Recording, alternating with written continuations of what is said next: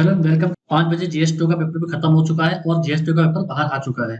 सबसे अच्छी चीज ये है कि जीएस2 में जो इस बार क्वेश्चन आए हैं वो एक्सपेक्टेड लाइंस नहीं है। मतलब ऐसा कोई भी out of the box question देखने को नहीं मिला। पर एक ट्विस्ट ये है कि यहाँ से जो क्वेश्चन आए हैं, जीएस2 में जो क्वेश्चन आए हैं वो प्रिडिक्टेड जरूर थे, पर उन क्वेश्चन की जो डेप्थ थी वो बहुत ज्यादा थी, टाइम कंज्यूमिंग थे। तो इसको हम इजी लेवल नहीं मान सकते, ये मॉडरेट लेवल का ही क्वेश्चन पेपर था। अगर से कंपोजिशन की बात करें तो पॉलिटी और कॉन्स्टिट्यूशन से इस बार सबसे ज्यादा क्वेश्चन पूछे गए, 125 मार्क्स के। गवर्नेंस का इस बार थोड़ा कम था, 50 मार्क्स का था। सोशल जस्टिस 25 मार्क्स का था। पर आईआर अभी भी 50 मार्क्स का ही है। अगर पॉलिटी और कॉन्स्टिट्यूशन में देखा जाए तो 10 मार्क्स के 5 क्वेश्चन थे, 15 मार्क्स के 5 क्वेश्चन थे। गवर्नेंस में भी 10 मार्क्स के 2 क्वेश्चन और 15 मार्क्स के 2 क्वेश्चन। सोशल जस्टिस के 10 मार्क्स का 1 क्वेश्चन, 15 मार्क्स का 1 क्वेश्चन। आईआर के 2 क्वेश्चन 10 मार्क्स के, 2 क्वेश्चन 15 मार्क्स के। तो ये इसका कंपोजिशन था इस बार। तो यूपीएससी ने अपना जो फोकस है वो पॉलिटी और कॉन्स्टिट्यूशन के जो पार्ट में अपना बरकरार रखा है। अब इसके क्वेश्चन देख लेते हैं। पॉलिटी के जो सबसे ज्यादा क्वेश्चन आए हैं वो काफी बेसिक से क्वेश्चन है। मतलब आपको सिलेबस में पता होता है कि यहाँ से क्वेश्चन आने वाले हैं। खासकर आप जब एग्जीक्यूटिव देखते हो, हर साल एग्जीक्यूटिव से क्वेश्चन आते हैं। जैसे कि प्रेसिडेंट पिछले साल आया था, इस साल उन्होंने वाइस प्रेसिडेंट पूछ लिया, गवर्नर की पावर पूछ ली।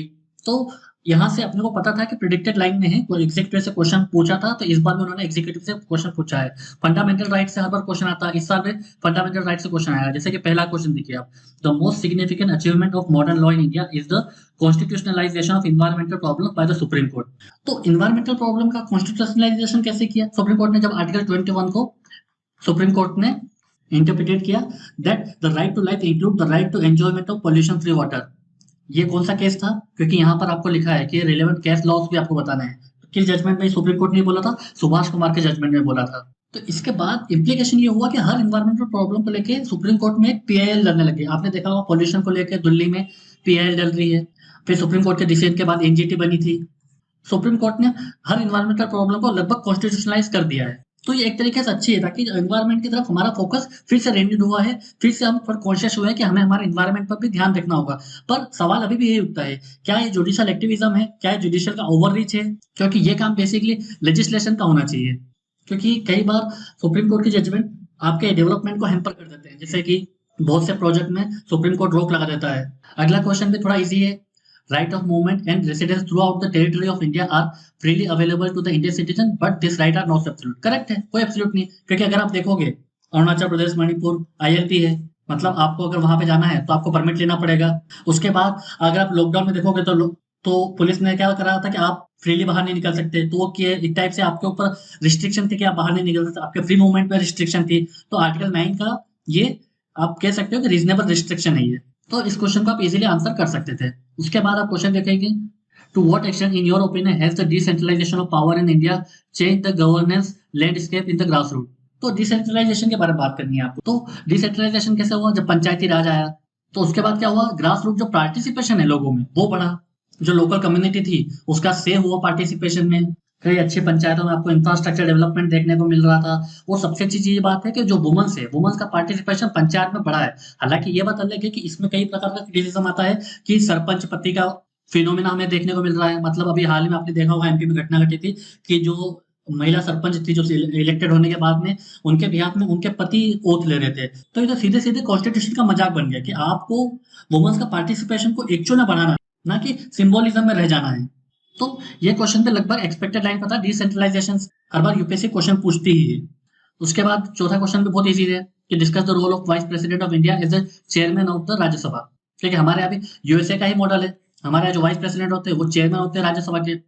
पर यहाँ पे जो चेयरमैन होता है राज्यसभा का, वो लोकसभा स्पीकर से अलग होते हैं, उनकी पावर अलग होती है। क्योंकि जब ज्वाइंट सेटिंग होती है तब लोकसभा चेयर करते हैं, और जब लोकसभा में किसी बिल पर टाई होता है तब स्पीकर वीटो रखते हैं। यहाँ पर किसी भी प्रकार का जो राज्यसभा के चेयरमैन के पास में कोई वीटो पावर नहीं होता, कोई से प्रकार का वीटो वोट नहीं है उनके पास। और बाकी जो रोल है वो स्पीकर के समान ही है। तो आप इस क्वेश्चन को भी इजीली एड्रेस कर सकते हैं। हालांकि आपको इसको थोड़ा सा डिफरेंस बताना पड़ता कि लोकसभा स्पीकर से कैसे डिफरेंट है। अगला question, discuss the role of National Commission for Backward Classes in the wake of its transformation from statutory book to constitutional body. तो ये जो स्टेप था ये किस लिए था, ताकि जो ओबीसी कम्युनिटी थी उनको और ज्यादा एम्पावर्ड किया जाए। क्योंकि कहा जा रहा था जो पहली जो स्टैट्यूटरी बॉडी थी उसमें क्या होता था कि उसके पास इतना पावर नहीं होता था कि ओबीसी कम्युनिटी के जो ग्रीवियंस को एड्रेस कर सके। पर ये जो नई बॉडी जिसको कॉन्स्टिट्यूशनल स्टेटस दिया गया उसके पास ये पावर थे कि वो किसी भी ग्रीवियंस को एड्रेस कर सकती थी प्रॉपरली। उसके बाद ये जो ओबीसी की जो लिस्ट होती थी रिजर्वेशन के लिए उसमें जो नई कास्ट को इंक्लूड किया जाता था उसमें ट्रांसपेरेंसी लाने की बात रखी गई, ताकि इसमें इसके इस मुद्दे का ज़्यादा पॉलिटिसाइजेशन नहीं हुआ। ये प्रॉपर कम्युनिटी का इवैल्यूएट करेगी, रिव्यू करेगी, उसके बाद ये सेंटर को रिकमेंड करेगी कि आपको इसको अपनी ओबीसी की लिस्ट में इंक्लूड करना चाहिए। इस वजह से इसे कॉन्स्टिट्यूशनल स्टेटस दिया गया, ताकि जो ओबीसी कम्युनिटी है उसको और ज़्यादा एम्पावर किया जाए, उनके डेवलपमेंट का ध्यान रखा जाए कि क्यों ये पिछड़ रहे हैं और उनके एम्पावरमेंट के लिए क्या-क्या कदम लिए जा सकते हैं। तो ये इसका मोटा-मोटा रोल था, क्योंकि इसमें जो क्वेश्चन था वो रोल था, भूमिका थी। अगला क्वेश्चन गति शक्ति के ऊपर। Gati Shakti Yojana needs meticulous coordination between the government and the private sector to achieve the goal of connectivity. तो गति शक्ति किस लिए लाई गई थी, ताकि लॉजिस्टिक के जो कॉस्ट है हमारे देश में वो कम हो सके। क्योंकि लॉजिस्टिक कॉस्ट कम होगी तो मैन्युफैक्चरिंग ज्यादा होगी, उसके बाद में ट्रेड ज्यादा होगा, ठीक है, तो बिजनेस में ग्रोथ बढ़ेगी, एम्प्लॉयमेंट जनरेट होगी। तो ये इसका मोटा मोटी विजन था इस स्कीम का। पर ये भी उतना कारगर नहीं हो पा रही, क्यों? क्योंकि इसमें जो प्राइवेट सेक्टर का जो रोल है वो अभी भी एम्बिग्यूअस है, अभी भी गवर्नमेंट और प्राइवेट सेक्टर के बीच में कोऑर्डिनेशन देखने को नहीं मिल रहा है। तो इसीलिए आपको इसमें रिकमेंडेशन देना था। अगला क्वेश्चन देख लेते हैं।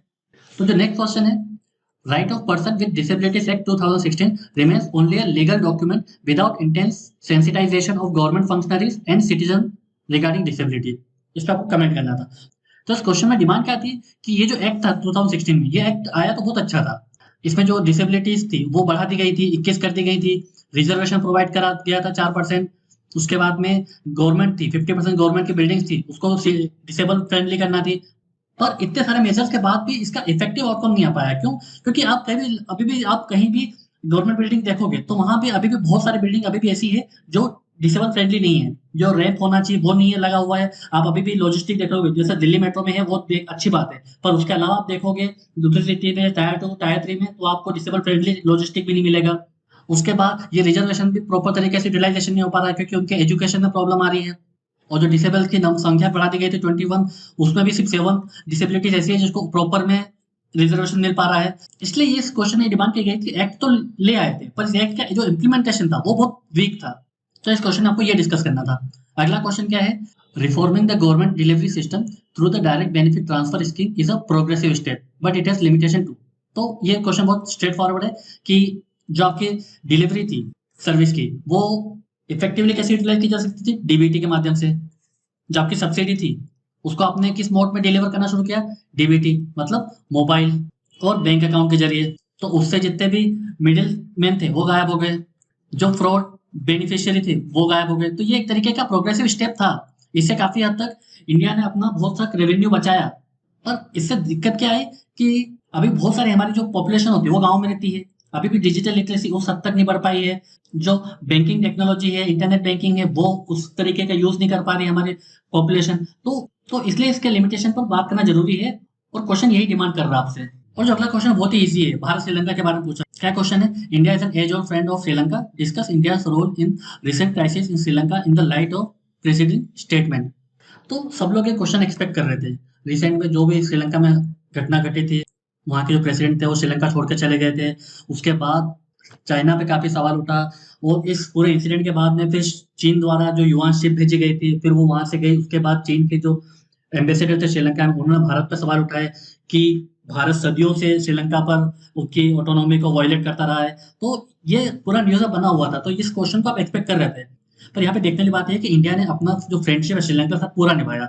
उनको ऑयल प्रोवाइड किया, उनको बिलियंस ऑफ डॉलर प्रोवाइड किए, और जो उनके नए प्रेसिडेंट है उन्होंने बोला भी था कि इस पूरे क्राइसिस में सिर्फ इंडिया ने हमारी मदद करी। तो आप समझ सकते थे कि इंडिया ने इस पूरे श्रीलंकन क्राइसिस को श्रीलंका से उबारने में कितनी मदद करी। तो ये क्वेश्चन इजी था, आप इजीली कर सकते थे। तो जो अगला क्वेश्चन है वो भी एक्सपेक्टेड लाइन में था, क्योंकि सार्क और बिम्स्टेक दोनों न्यूज में आ रहे थे बार बार।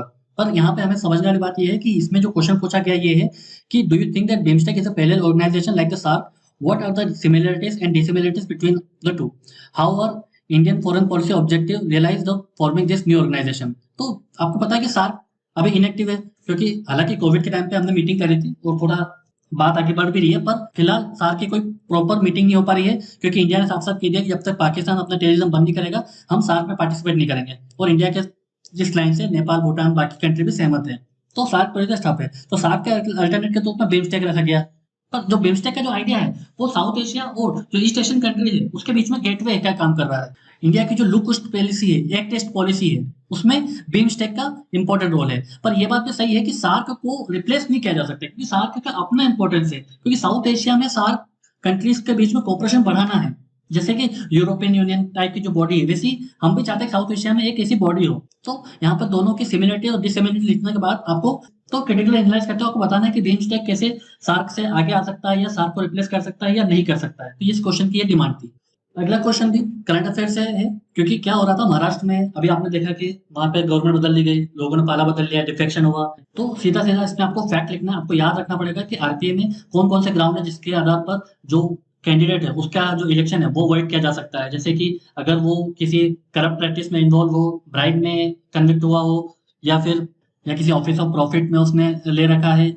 और साथ ही साथ इसमें रेमेडीज भी प्रोवाइड की गई हैं। क्या रेमेडीज प्रोवाइड की गई हैं कि इसकी जो अपील होगी वो इलेक्शन पिटीशन के थ्रू होगी, और वो हाईकोर्ट से सुनवाई कर सकता है, मतलब हाईकोर्ट उसकी सुनवाई करेगा।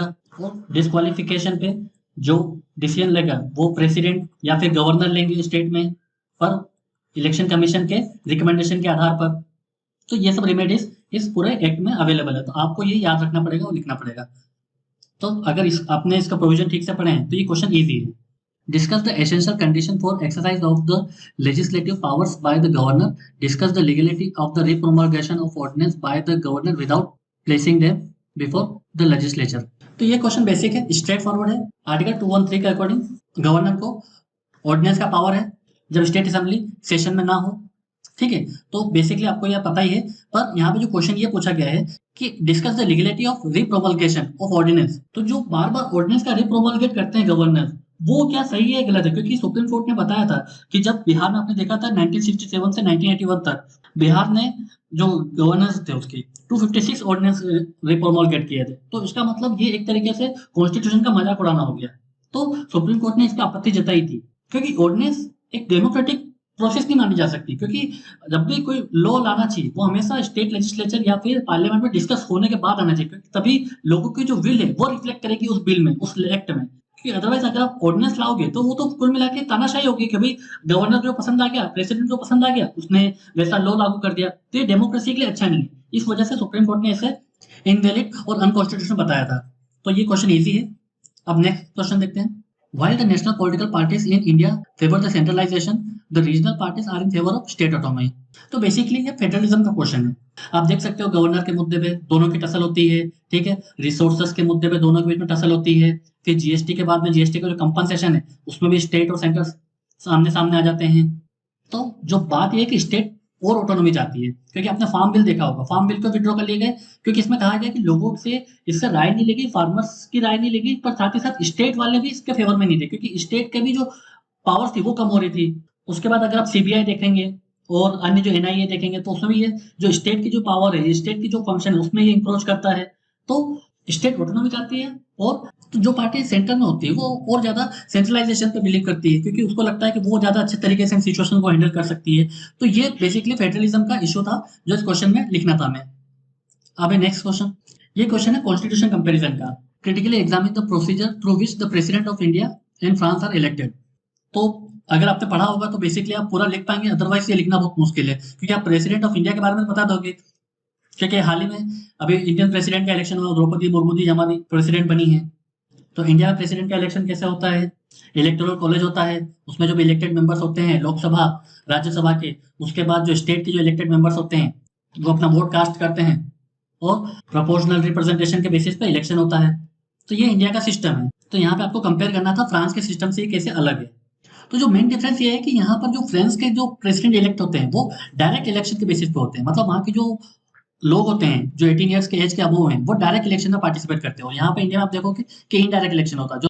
तो जो हमारे जो रिप्रेजेंटेटिव होते हैं वो प्रेसिडेंट इलेक्शन में पार्टिसिपेट करते हैं। तो बेसिकली ये एक मोटा मोटी आपका डिफरेंस था। अगला क्वेश्चन क्या है? Discuss the role of election commission of India in the light of the evolution of the model code of conduct. तो ये बेसिकली बहुत ही सिंपल क्वेश्चन है कि आपको मॉडल कोड ऑफ कंडक्ट के इवोल्यूशन के बारे में बताना है, क्योंकि इलेक्शन कमीशन ऑफ इंडिया का मैंडेट है कि फ्री एंड फेयर इलेक्शन कराना है। आर्टिकल 324 के अकॉर्डिंग अगर फ्री एंड फेयर इलेक्शन कराना होगा तो आपको एक मॉडल कोड ऑफ कंडक्ट चाहिए जिसके अंदर सारी पॉलिटिकल पार्टीज और जो कैंडिडेट हैं वो रेगुलेट किए जा सके। तो जैसे जैसे डिमांड आती गई, जैसे जैसे प्रॉब्लम्स हमने फेस करी, वैसे वैसे इलेक्शन कमीशन ऑफ इंडिया ने इस मॉडल कोड ऑफ कंडक्ट में चेंज लाते गए। भाई आपका जब एग्जिट पोल था उसको रेगुलेट किया गया, उसके बाद फिर जो स्पेंडिंग थी पॉलिटिकल पार्टीज के द्वारा और इंडिपेंडेंट कैंडिडेट के द्वारा वो फिक्स की गई। और किसी प्रकार का वायलेशन होता है इलेक्शन का, उस वक्त इलेक्शन कमीशन के पास क्या पावर रहेगी। तो ये सब धीरे धीरे चेंजेस लाते गए ताकि जो हमारा इलेक्शन सिस्टम है वो फ्री एंड फेयर हो सके। तो ये क्वेश्चन आप लिख सकते थे इजीली। अगला जो क्वेश्चन है, beside the welfare scheme India needs depth management of inflation and unemployment to serve the poor and underprivileged section of the society. तो इंडिया हाल फिलहाल में आप देखोगे कि बात हो रही कि जॉबलेस ग्रोथ, हम हमारी कंट्री में ग्रोथ देख रहे हैं पर जॉबलेस ग्रोथ देख रहे हैं, इतना एम्प्लॉयमेंट नहीं देख रहे हैं। 7% से ज्यादा हमारी अनएम्प्लॉयमेंट रेट है, मतलब बहुत ज्यादा है। उसके बाद जब रशिया यूक्रेन वॉर हुआ, कोविड हुआ, तो इन्फ्लेशन भी हमको देखने को मिला। तो इन्फ्लेशन की जो सबसे ज्यादा मार है वो किसको मिलती है? पुअर लोगों को। क्योंकि कोविड लॉकडाउन में क्या हुआ था कि जब जो रिच क्लास के लोग थे उनके पास सारी फैसिलिटीज अवेलेबल थी। तो जब भी इन्फ्लेशन बढ़ता है या अनएम्प्लॉयमेंट होता है तो इसकी सबसे ज्यादा मार जो होती है वो पुअर लोगों को ही होती है। तो हमें रिडिस्ट्रीब्यूशन पर ध्यान देना होगा, हम कैसे उनको और ज्यादा जो ग्रोथ होती है उसको इक्वली एलोकेट करें पुअर पीपल्स के बीच में। क्योंकि वेलफेयर स्कीम्स का भी एक लिमिटेड ही रोल होता है। क्योंकि वेलफेयर स्कीम अगर आप देखोगे तो गरीब कल्याण अन्न योजना चलाई थी, उसमें फ्री राशन दिया था, पर उसकी भी एक लिमिटेशन है। अभी हाल में उसका देखना है कि अक्टूबर के बाद वो आगे बढ़ती है या नहीं बढ़ती है। पर सिर्फ अन्न प्रोवाइड कर देने से या खाना प्रोवाइड कर देने से सारी उनकी जरूरतें पूरी नहीं की जा सकती। क्योंकि उसके बाद क्या हुआ कि उनको और भी जो दूसरे आइटम होते हैं, खासकर जो ऑयल होता था, ऑयल आपको उस स्कीम में नहीं मिल रहा है, पर ऑयल की जो प्राइसेस हैं वो 200 तक आसपास पहुंच गई थी। तो बेसिकली क्वेश्चन इसी को एड्रेस करने की कोशिश कर रहा है कि कैसे आपको इन्फ्लेशन को मैनेज करना ही होगा। क्योंकि अब हर चीज के लिए वेलफेयर स्कीम नहीं चला सकते, आपको रूरल एम्प्लॉयमेंट जनरेट करनी पड़ेगी और रूरल इकोनॉमी को स्ट्रॉन्ग करना पड़ेगा ताकि वो लोग इन्फ्लेशन और अनएम्प्लॉयमेंट के प्रॉब्लम को टैकल कर सकें। तो ये इसकी डिमांड थी। अगला क्वेश्चन देखते हैं, do you agree with the view that increasing dependence on donor agencies for development reduce the importance of community participation in the development process? Justify your answer। इस क्वेश्चन को आप थोड़ा सा ट्रिकी मान सकते हैं क्योंकि इसका आपको कंटेंट है, आपको सोचना पड़ेगा। क्योंकि अगर आप देखेंगे, आप थोड़ा अनुमान लगाएंगे तो डोनर एजेंसीज आपको क्या दे सकती है? फंड दे सकती है। पर अगर इस फंड का यूटिलाइजेशन कम्युनिटी के नीड्स के अकॉर्डिंग नहीं हुआ तो वो फंड किसी काम का नहीं। क्योंकि आपने देखा है झारखंड काफी रिसोर्स रिच है, पर वहां की जो डेवलपमेंट है, क्या वहां पे कम्युनिटी लेड डेवलपमेंट है? नहीं है। तो इसलिए झारखंड जो है वो बैकवर्ड कहलाता है। अन्य स्टेट में जहां पे आप कम्युनिटी लेड डेवलपमेंट देखोगे तो वो ग्रोथ ले रही। क्यों? क्योंकि वहां पे कम्युनिटी के अकॉर्डिंग उनकी जो नीड्स होती है वो फुलफिल हो रही है। और जो वहाँ की जो प्रॉब्लम्स होती है, लोकल प्रॉब्लम्स होती हैं, वो कम्युनिटी अपने आप में हैंडल करती है। जैसे कोविड में कई कम्युनिटी में, जैसे कई आपने विलेजेस में देखा होगा, वहां पे जो कोविड है उन्होंने खुद अपने आप से मैनेज किया। तो जो कम्युनिटी लेड डेवलपमेंट होता है वो हमेशा सस्टेनेबल और इंक्लूसिव होता है। तो इस तरीके से आप आंसर कर सकते थे। नेक्स्ट क्वेश्चन, ये क्वेश्चन थोड़ा सा इजी है। The right of children to free and compulsory education act 2009 remains inadequate in promoting incentive based system for children's education without generating awareness about the importance of schooling। तो दरअसल क्या हुआ, 86 के बाद में, 86 कॉन्स्टिट्यूशन अमेंडमेंट के बाद में राइट टू एजुकेशन का एक्ट लाया गया। तो 6 to 14 तक के बच्चों को एजुकेशन प्रोवाइड करनी थी फ्री ऑफ कॉस्ट। तो प्रॉब्लम क्या हुआ, तो यह जो एक्ट था वो बेसिकली इनरोलमेंट में फोकस कर रहा था कि आपको बस इनरोलमेंट बढ़ाना है। तो इनरोलमेंट बढ़ भी गया, पर आपने जो देखा कि क्वालिटी बढ़ी। क्योंकि अगर आप ऐसा रिपोर्ट को देखोगे तो अभी भी 5th क्लास के बच्चे जो बेसिक मैथमेटिक्स है उसको सॉल्व नहीं कर पाते हैं, बेसिक रीडिंग कॉम्प्रेशन वो नहीं कर पाते हैं।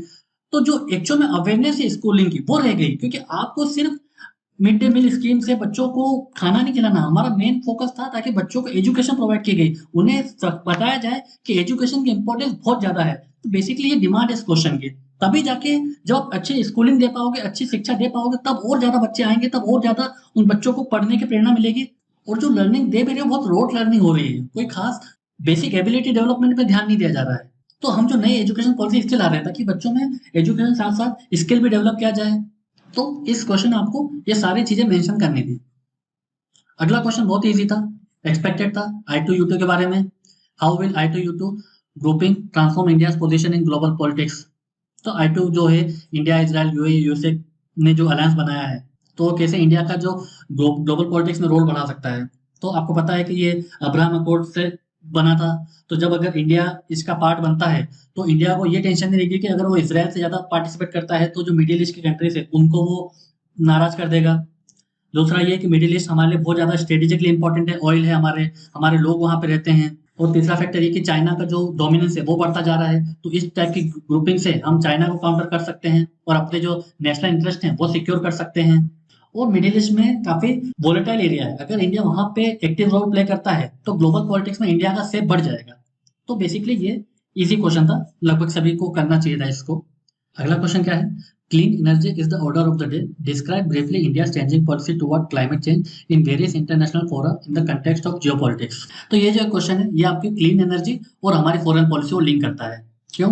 क्योंकि अब हर कंट्री को क्लाइमेट चेंज के लिए कोई एफर्ट लेने पड़ेंगे, और क्लाइमेट चेंज हमेशा जो वेस्टर्न कंट्री है, जो डेवलप कंट्री है, सिर्फ उनके डिक्टेट पे नहीं होगा, क्योंकि जो कॉन्फ्रेंस ऑफ पार्टी का सबमिट होते हैं उसमें अब इंडिया भी एक्टिवली रोल प्ले करने लगा है। इंडिया ने बोला है कि ये डेवलप कंट्री की ड्यूटीज है कि आपको ज्यादा एफर्ट लेने होंगे, क्योंकि जो एमिशन में है आपका रोल ज्यादा है।